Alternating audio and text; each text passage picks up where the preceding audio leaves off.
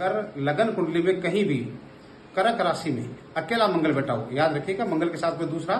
घर नहीं हो, दूसरा कोई ग्रह नहीं होना चाहिए। अगर अकेला मंगल जो है कर्क राशि में बैठा है तो उस व्यक्ति की अपनी माता या फिर सास से कभी नहीं बनती है, अनबन हमेशा बनी ही रहती है।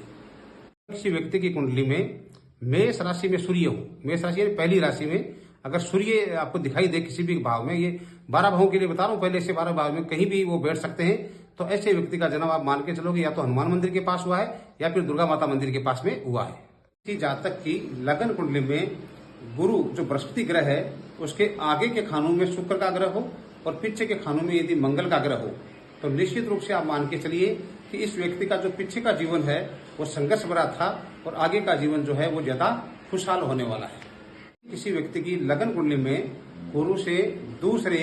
अथवा गुरु से 8वें भाव में, गुरु से दूसरे अथवा गुरु से 8वें भाव में केतु बैठा हो तो वह व्यक्ति अपने ससुराल कम जाता है अथवा ससुराल से उसकी कम ही बनती है। जातक की कुंडली में केतु अगर 10वें घर में बैठा है, अपने कैरियर के भाव में, अपने नौकरी व्यापार व्यवसाय के भाव में अगर केतु बैठा हुआ है तो उस व्यक्ति का ससुराल का जो घर है वो कॉर्नर का होगा और या फिर अनकम्प्लीट होगा या फिर दोनों शर्तें भी लागू हो सकती है।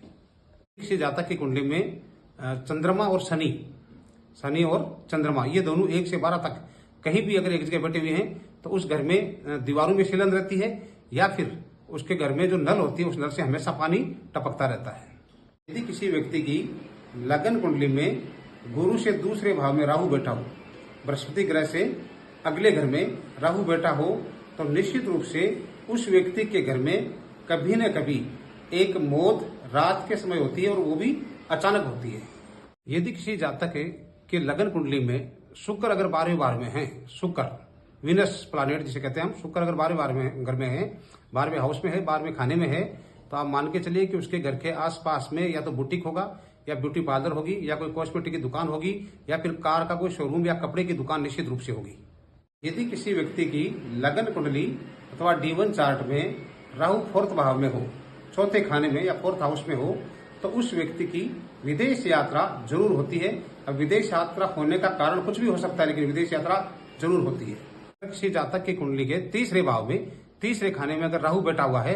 तो उस व्यक्ति की या उस जातक की जो है अपने भाई बहनों से नहीं बनती है और साथ ही या फिर उसके आसपास में कोई विधवा औरत जरूर रहती है, ऐसा है।